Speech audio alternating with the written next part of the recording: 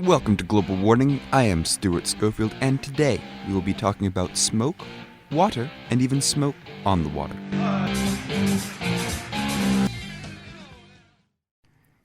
I think it is interesting that Deep Purple did not think this classic song would be a hit, and so they rarely played it live. You are listening to Free FM 89.0 Independent Community Media. This is Global Warning, and I am Stuart Schofield. Before we begin, a couple of important thoughts. People are always asking what effects climate change will have on them personally. New Zealand is a very lucky country. It is generally isolated from the effects of the happenings of the world. However, climate is having drastic effects in other parts of the world that even I have noticed in my relatively short existence. Here is a real-world example. There was an article released by the BBC just recently stating that regular heat waves could kill thousands if government does not act quickly to mitigate the effects of global warming. For instance, in 2003, deaths by heat in nursing homes in part of the UK rose by 42%.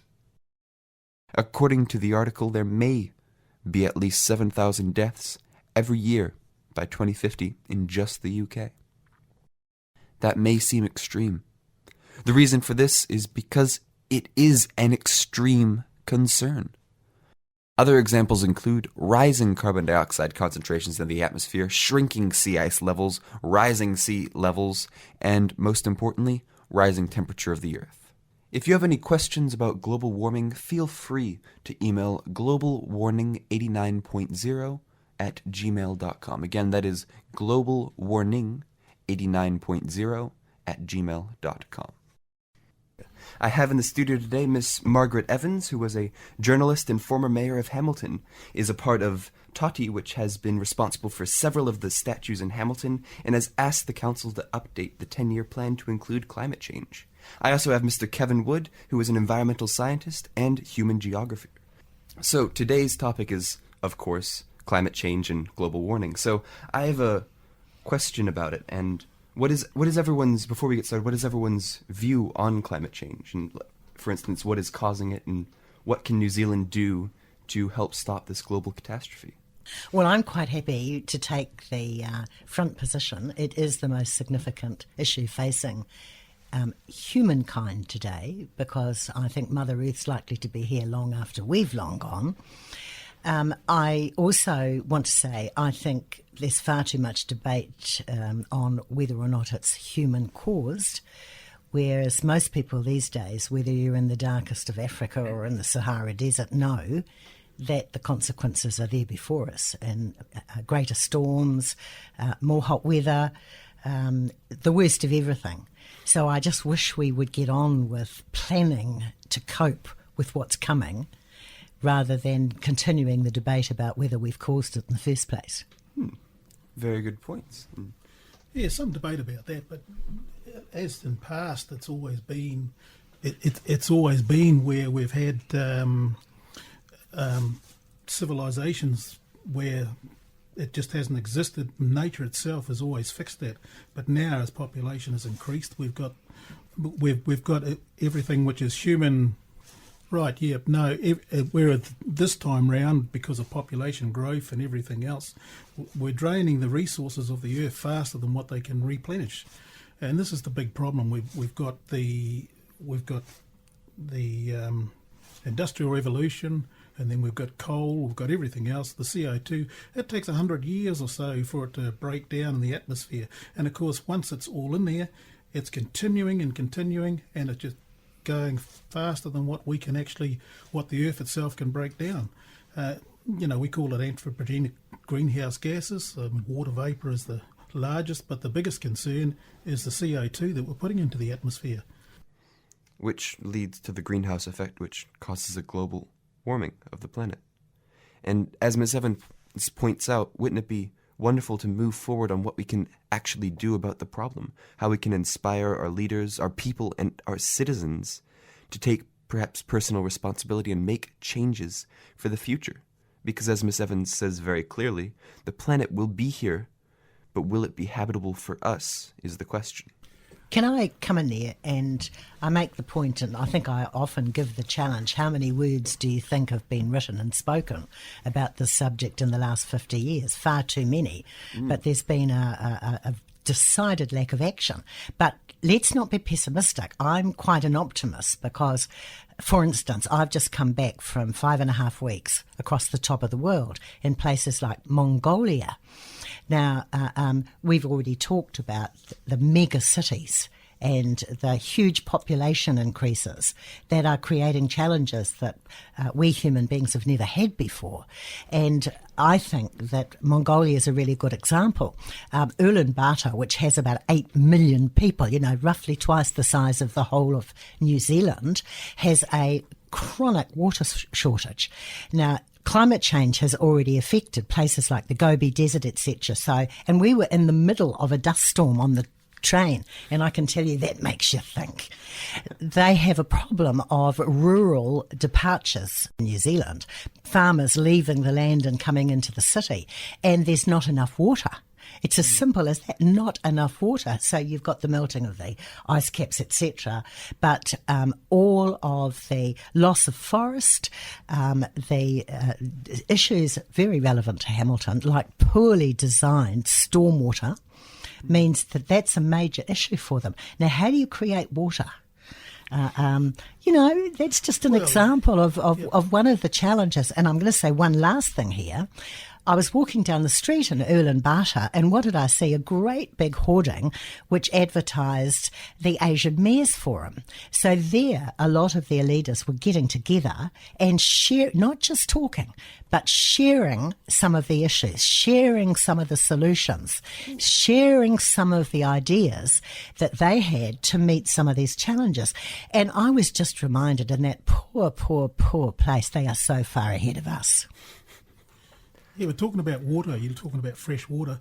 Every city in the world is facing that problem. You've only got to look in South Africa and everywhere else. But that can be overcome because you can transport water in. You can move water. You can move water from place to place.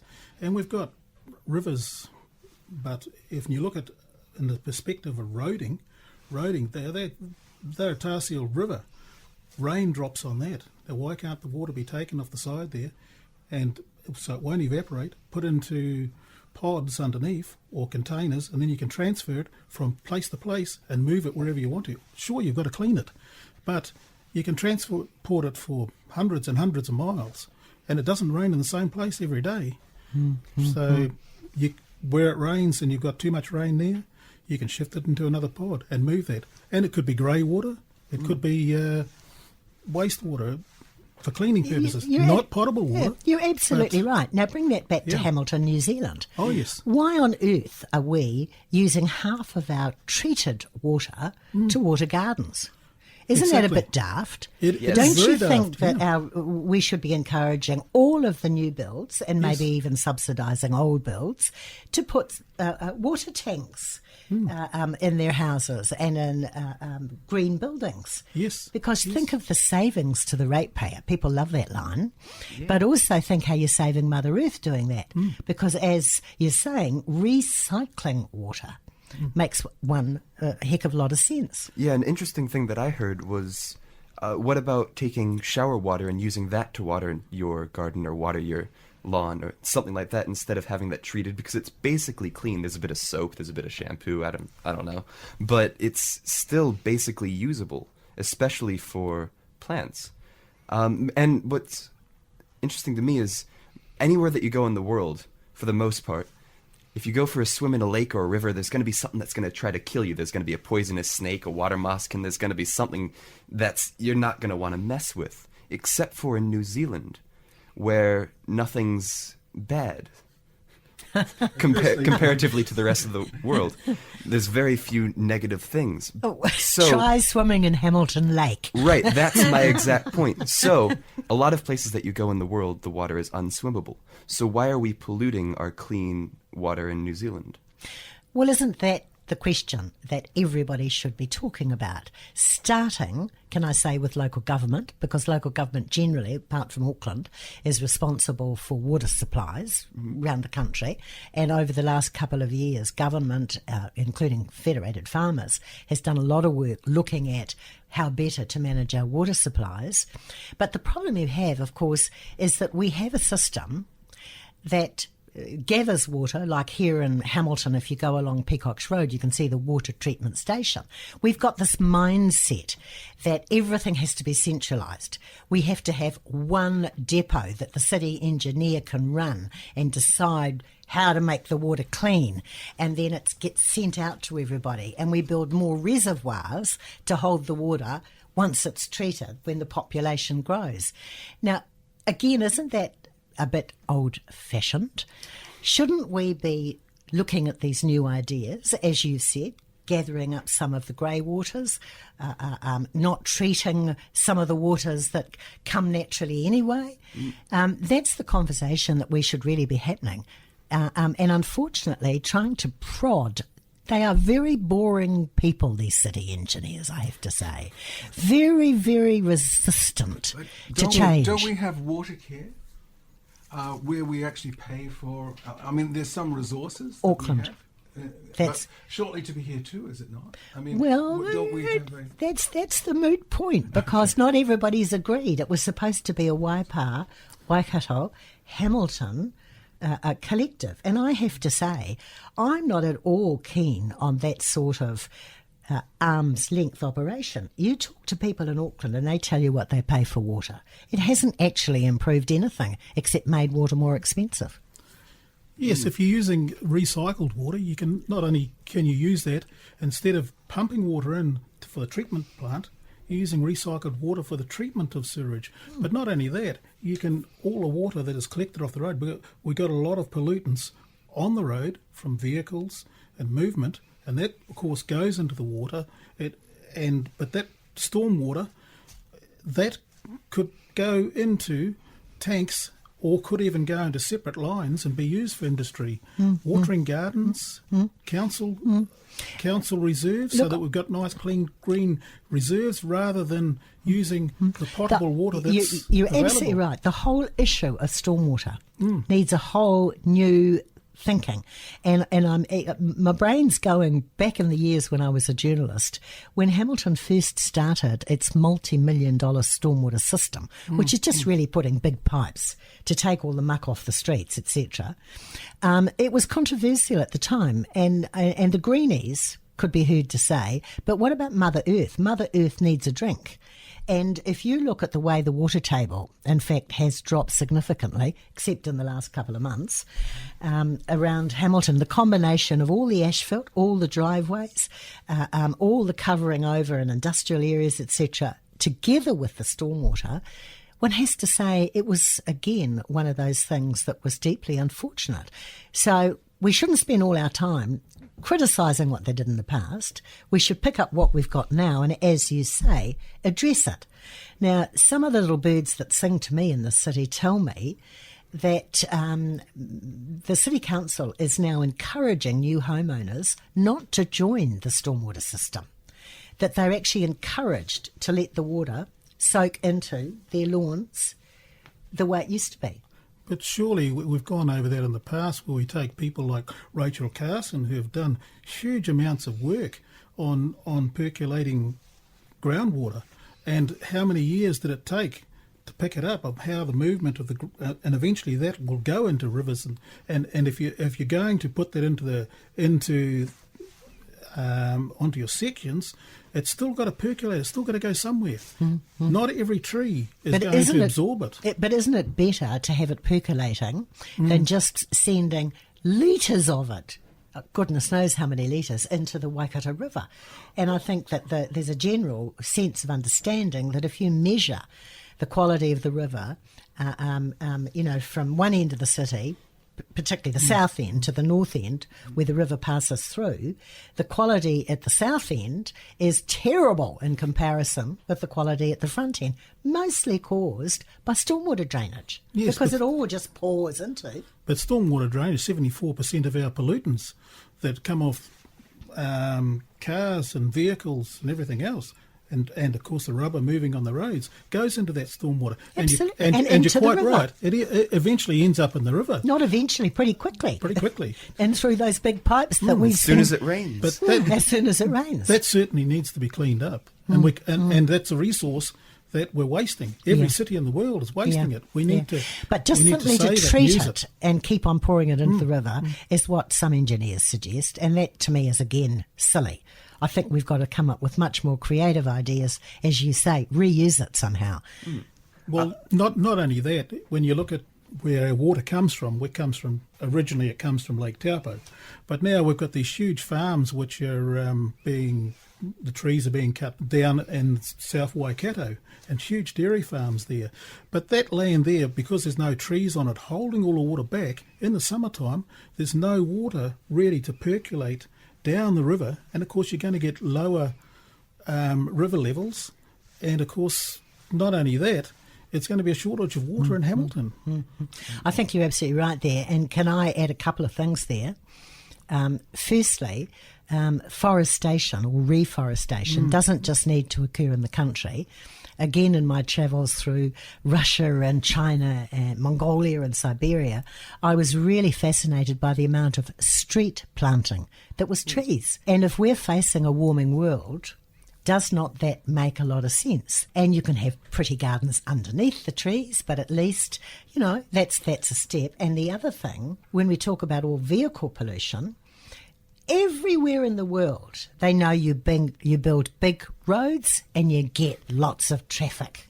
And by the way, I was actually in Moscow for the opening of the World Cup, and we were in a traffic jam for 3 hours as President Putin left the Kremlin and went to the World Cup launch and then went back to the Kremlin. The point I'm making is that everywhere in the world, everywhere we know there's a problem with private vehicle usage. People have far too many cars, and as long as we keep on building roads, big roads of national insignificance, I'm hoping, we will continue to get this pollution and the residue from those vehicles in the air on the ground. Absolutely. That's why I'm saying that if the water was put into curbing and went, and you're not using up any extra land because you're building that holding tank underneath the road, no evaporation. And but then you're also saying enlarge the walkways. No, I don't think that's the answer. I think the transport system within Hamilton needs upgrading. It's the movement of people. Take cycling, for instance. If the person wants to travel on a cycle, it's quite frightening. You're travelling along on a cycle track, and what have you got? You've got a bus in front of you. You've got to move out past the bus and get back into your cycling track. Then you've got the river to get across. If we made Well, again, why did we put cycle tracks on the streets? Why didn't we put cycle tracks on the footpaths? It's scary in the big grass verges. It's scary for the cyclists because they might get hit. It's scary for the drivers because they might hit them. It doesn't seem that there's a win-win anywhere. Well, again, this is where fresh thinking comes about. I'm fascinated, for instance, that the regional councils decided to put in place bigger buses, when I think that almost everybody understands that one of the reasons people don't go on the buses is they don't like big buses. Maybe we should be putting smaller buses on, and electric vehicles. Again, from my travels, I was absolutely fascinated. Have you ever seen a tiny taxi? It's like a new version of a tuk-tuk. I was absolutely fascinated everywhere. A tricycle with one driver, but with a double-seater in the back. Electric vehicles. Darting all over the place. I thought that was absolutely fantastic. I've got some photographs I can show people. And again, everywhere we went, small buses, seating between 15 and 20 people, but regular. And we should be really concerned about public transport at the moment with the trend towards the new contracts. There's been some publicity in Wellington where the only cost that's being reduced, of course, is drivers. They're already amongst the poorest paid people in our country. I'm all for letting bus drivers have a bit more pay and pay a bit more for really good, diverse public transport. And that's another thing, because buses get people out of cars and onto the roads and decreases the pollution given off by cars and therefore helps the planet, helps the environment, da da da. But because in England you have the underground, or in London, sorry, you have the underground, which gets people from place to place very quickly and efficiently. But in New Zealand, there's only buses, and they can get stuck in traffic, so you're not getting anywhere faster. No one really rides the buses except for school students to get home, so it's kind of weird that they made them two-story, because still only school students really ride them. That's the majority. It's interesting that Phil Goff, the Mayor of Auckland, has picked up this issue of when do we start doing metros in New Zealand? And he wants to increase the spending on the metro services in Auckland. And I have to say I'm in support of that, but with one question. Are they going to introduce new global thinking into the metro provision in Auckland? He's talking double deckers. I would be talking bullet trains. Yes. And I think that there's a lot of talk in New Zealand about our narrow gauge. Well, I spent 3 hours on the border of Mongolia and China while they changed the wheels on the trains as we crossed the border, because there's a different gauge between the two countries. Now, that's a bit extreme, and I can hardly see it happening in New Zealand. But what I can see is some work going into looking at our gauges. If you take Hamilton to Auckland, that's a pretty straight through road. I see absolutely no reason why we shouldn't plan a bullet train between the two. I certainly wouldn't stop at Hamilton. I would go to Te Awamutu further south, because when you think of the airport and the Waikato Tainui new inland port, it's pretty easy to see a connection. Really, really good, not just for commuters, but for all the traffic that's bound between the two, and then you might as well go up as far as Whangarei. Yeah, I completely agree with the idea of bullet trains from Hamilton to Auckland and beyond. It's something that really should happen sooner rather than later. I completely agree with Ms. Evans on the idea that the more roads we build and the more money we spend on roads, as opposed to alternative transport, the more cars we will get, the more pollution we will create, the more we will contribute to global warming. Therefore, if we value public transportation, as they mentioned, bullet trains that can go up to 300 kilometers per hour and take less time to get from place to place, you can relax, get some work done, study, whatever it is you want to do. You can do it on a bullet train and not in a car. It's easier to turn your train ride, rather than your car, into an office. This concludes the first section of the interview, and there will be another next week at the same time, 5 o'clock p.m., Monday, Free FM 89.0, independent community media. I completely concur with Miss Evans. Can we stop debating whether or not global warming is human-caused and move forward to dealing with the effects before they become further consequences? And going back to the point of moving people well and efficiently, there are cities that have done this very well.